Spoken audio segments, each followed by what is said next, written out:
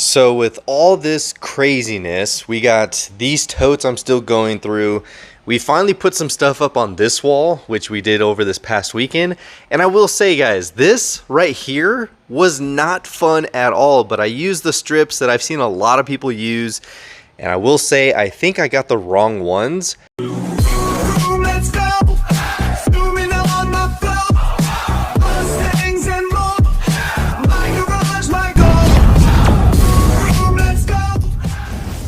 Because the tightness of how thin the gap was in these slots. And I do have some strips right here which were left over so I can show them to you guys. But these were the openings. That is not I thought it was enough. I really did. I thought like, oh yeah, that's perfect.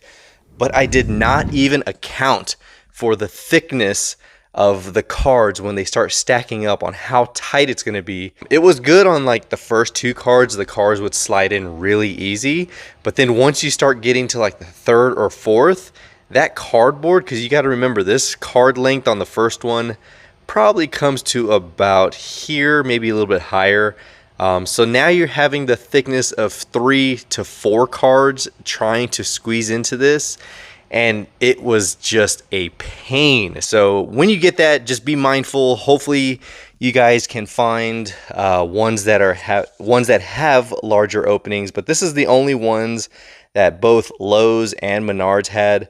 But if you see this one that's really tight, don't get it. And then this was the end strip, which was about the same thing, but really the only thing this did was level the bottom and hold the bottom card in, and then the side. So those worked out really good. Those had no issues. It was just the split divider which made it very, very tough. And each row has 19 cars. It's actually categorized from the very beginning. So we got the 1962 concept to the 63s, 65 coupes. I want to give a huge thanks to Brian Key. He was actually showing me his display, his measurements on how he set it up. It would have been a lot different if I went horizontal and slide the cards in sideways so you can see a full card. I think it would have been a lot better that way for me, especially with the strips that I got.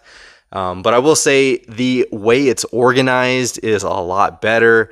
It's holding it in. These cards are not going anywhere. Like, there is no wiggle room to even slide these up to put in another one or anything. So if I get any car within these model years, they are not going in this display, because this is just a huge pain to even shift around. So once we got into this corner, the 2005s was the last row that I used those strips on. Everything else here, I just eyeballed, but I did use the bottom strip just to hold in the bottom cards, and I think it looks a lot cleaner. It's a lot better than the pegboard because it's holding it really nice and flat to the wall, so it looks a lot better visually for me.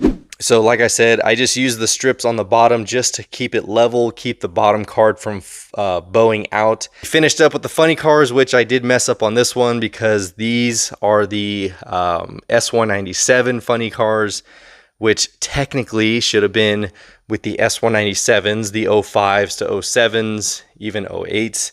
And then the SN95 should have been between the 98 Cobra and the 99 Mustang. It should have been somewhere in those transitions, but at the end of the day, it is what it is. The Mach-E's aren't in the year release because those are 2021s. They should have been after the 2020s, but they're after the GTDs. It is what it is. I think it looks good. I kind of kept those to the end because it's like, okay, I don't want to mix in Mach-E's with the true Mustangs. So we left those at the end. But I think overall it looks really good. We started getting up the Matchbox, all the super fast cars, moving parts, even the older Matchbox collectibles. But it is slowly coming together. We still have all this on the floor, which is like my RLCs that are opened, and then this crap right here. So not going to go too deep into this. We still have all those boxes of 124s, M2 cubes, transports, all that stuff. And then we have this stuff, which I really want to focus on in this episode. This is some of the stuff that we got even before we moved, and then last weekend when I went to go see Bob. So kicking things off, guys, this was actually from my buddy Ryan. This thing is beautiful. I had gotten this right before I moved and threw it into a tote, and I kind of teased it a little bit on one of my final episodes in our basement. But the 1969 Mustang from the 25th anniversary series of Muscle Machines. This is gorgeous. That is a beautiful red. Love the gold wheels on it. It gives a nice accent to it, especially with the tie-in of the Muscle Machines 25 on the fender. But this is a beauty. Definitely had not seen this one before.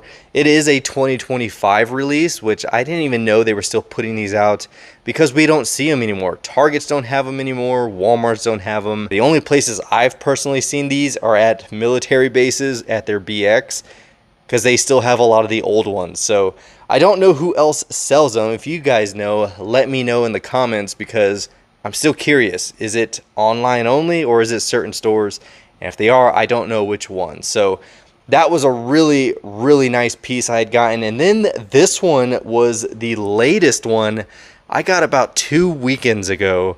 It's the 65 Shelby GT350 from Majorette's collection series. This is a recolor of the white one, which I think I still have sitting over here because I was looking at it the other day trying to organize it. Yep, sitting right there.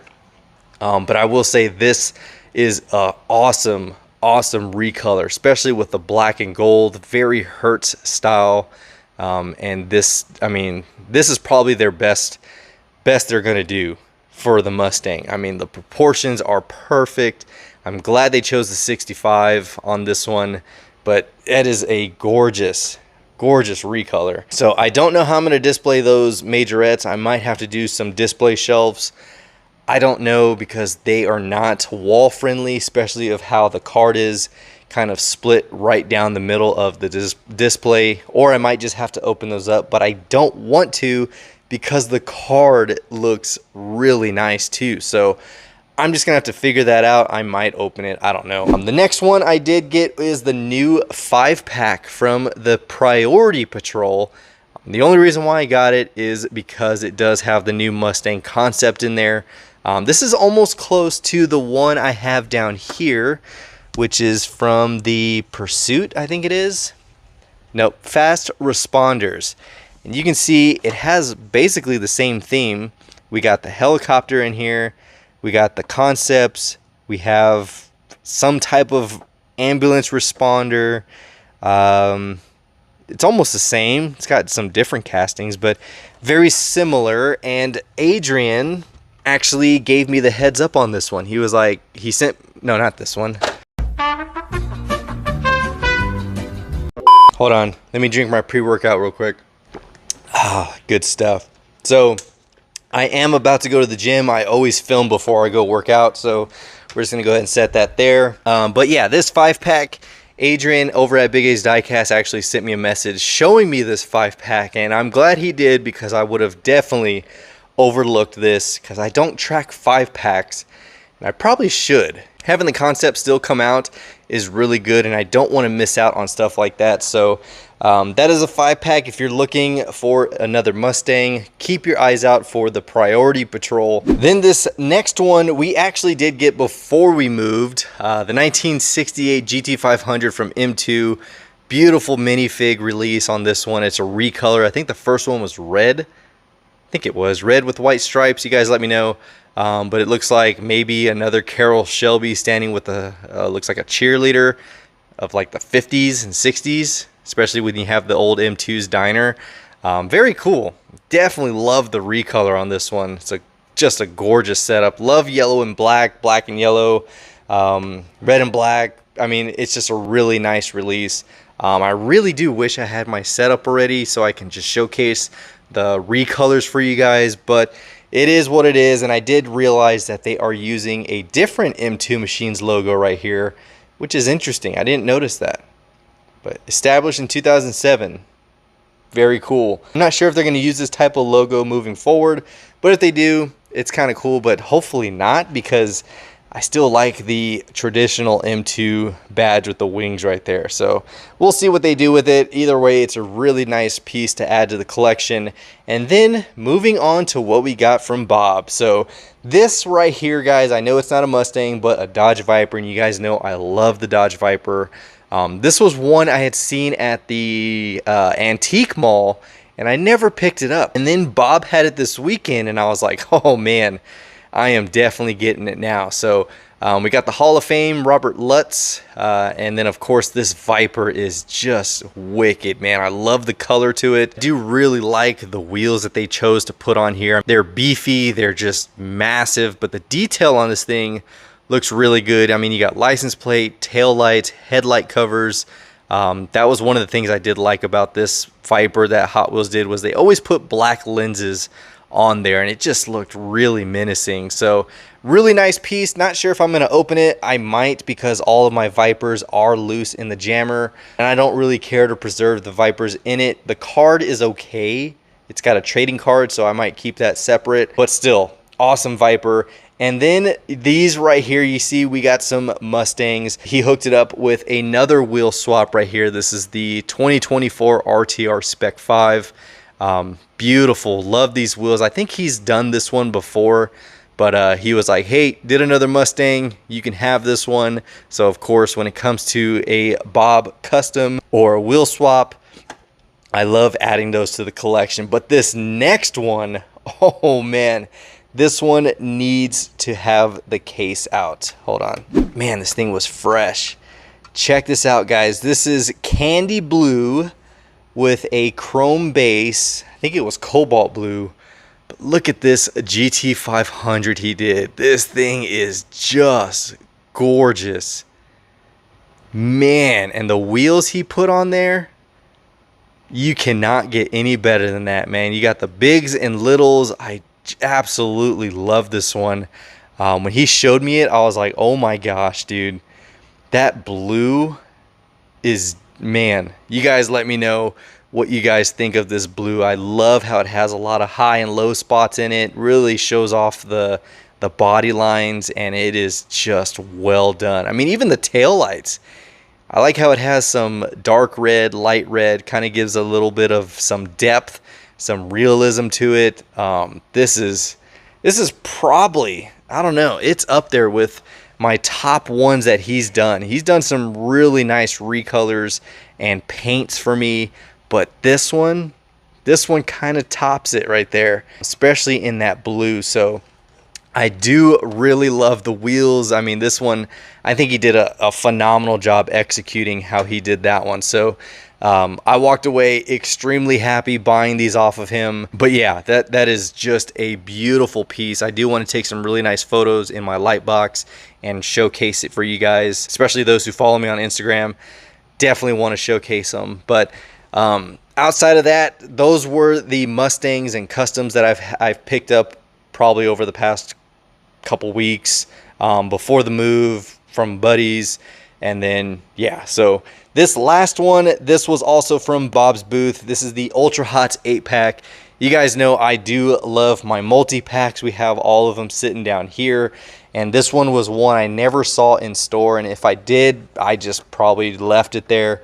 But this one's got all of the great Hot Wheels releases. You got the 1970 Camaro RS, you have the Oldsmobile 442, the Mercury Cyclone, the Barracuda, the El Camino, the Regal, the Fairlane, and the GTX. All of these, I believe, came on card. And I did have the Camaro and the El Camino. All the other ones I never picked up, but I do like multi-packs. You don't see these anymore. I don't even remember when this was released, but the NFT that you could have gotten had to be redeemed by October 1st of 2023.